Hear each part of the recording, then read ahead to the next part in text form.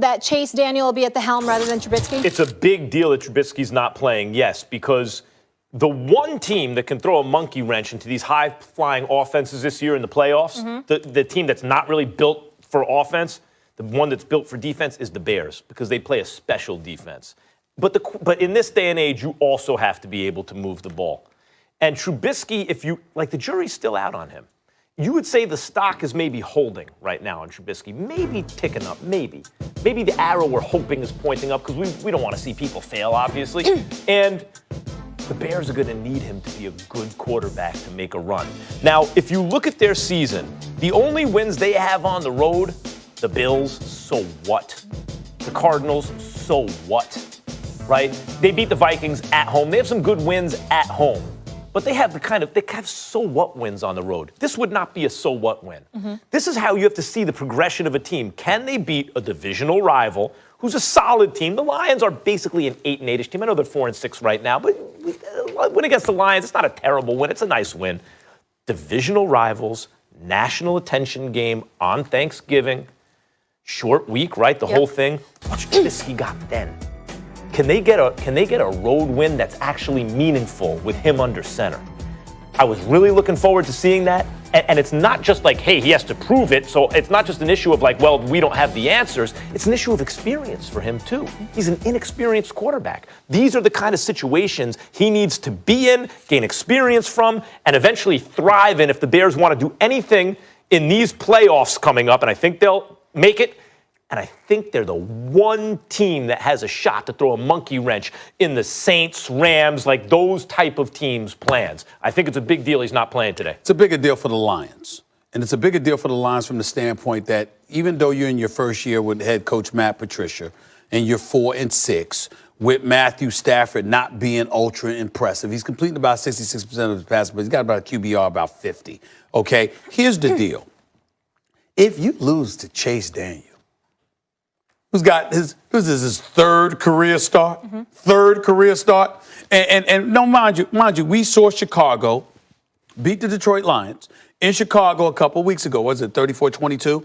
We saw Allen Robinson and Anthony Miller both have over 100 yards receiving. We saw Mitchel Trubisky throw for 355 yards, okay? So he showed out against them. No running game whatsoever that particular game against Detroit, but they were able to throw the football and they were able to neutralize Detroit's offense to some degree.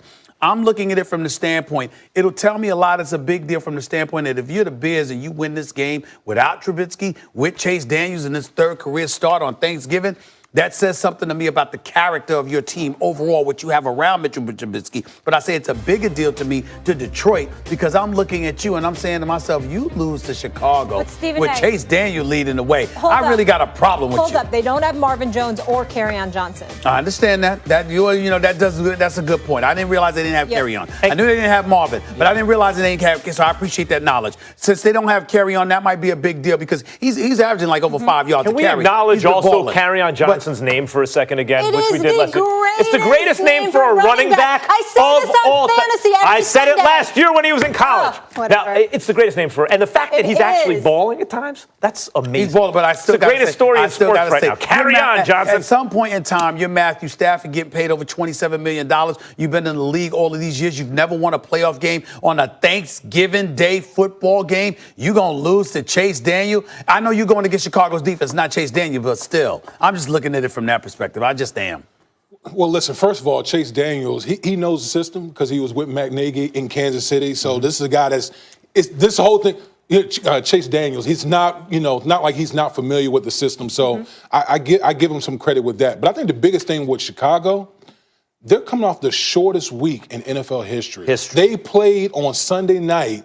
Their game got flexed to today. So if you're Chicago, the thing, I'm watching this game, I want to see how guys look like. Do they got the energy to be able to go out there and compete? Because, man, I'm trying to tell you, for a veteran guy to turn around and play on Sunday night, and then you're the first Sunday night, and you're the first game up, 12:30 kickoff. I really have a problem with that. It's not right. Guys can't get out of bed until sometimes if you're playing Monday night, some guys aren't out of bed till Wednesday afternoon. I mean, you're talking about then the next day in the morning you got to get. It's interesting that you bring that up because in a way, this can mask an issue. Nagy is such a good coach and kind of schemer and play caller type. You know, he is right there with, like I talked about McVay and Andy Reid and these kind of guys. He's one of these new age, oh my God, this is beautiful to watch coaches, right? That can disguise, how do we know, Chase Daniels comes in and doesn't play well. It may make Trubisky look a little better than he really is. You know what I mean? That may be a Nagy creation. Where are you on Trubisky? I think he's growing as a quarterback. Here's the one thing about Trubisky is that he is truly a dual threat guy. I mean, he leads all quarterbacks in rushing. Not a lot of people really understand that. We know that. They have designed runs for him. He makes a lot of plays in games with his legs. You think people don't know that? Jared Goff is sneaky fast. Trubisky's not sneaky fast. Trubisky is just fast. Yeah, but they don't talk about it. I'm saying they don't talk about it. We'll talk about it. If it was Cam, we'd be talking about it all day, every day. We don't talk about it hold on. I get the race angle, but guys, I was talking about it. I was because you see the white quarterback, people sometimes don't understand. He's fast too, right? He's fast. But he's a good athlete. But I was talking about that from jump with Trubisky. You saw it last year. He can outrun linebackers. That's the one thing we know he can do. The question is, can he stay consistently accurate down the field? Well, yeah, I mean, that's something that's going to be answered over time. But as we talk about this game, that's going to be an element from the Chicago Bears offense that's going to be missing because Chase Daniels, he's not the type of guy that's going to run around like Mitchell Trubisky. I think we talked about Kerryon Johnson. Yeah. That's a huge blow for the Detroit Lions. I didn't realize he wasn't playing today. With him not in the mix, now it's basically all on Matthew Stafford. That's right. And you got Khalil Mack and them boys coming off they could feast. And they're missing a receiver in Marvin Jones. And they're missing their second. I knew they were missing the Marvin Jones, but I didn't know they were missing Kerryon Johnson. But I would say this for Trubisky though.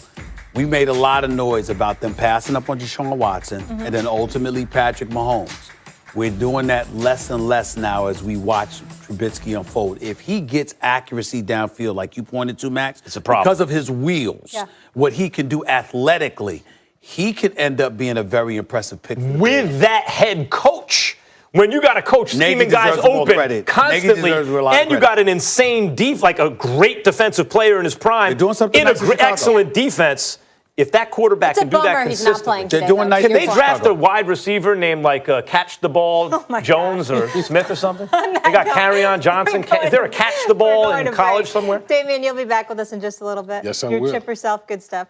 All right, Kevin Durant responding to getting fined by the league. You don't want to miss what this man to my right has to say about that. And will the winner of today's game between the Cowboys and Redskins win the NFC East? We'll tell you that later in the show. More First Take on Thanksgiving. Come on back.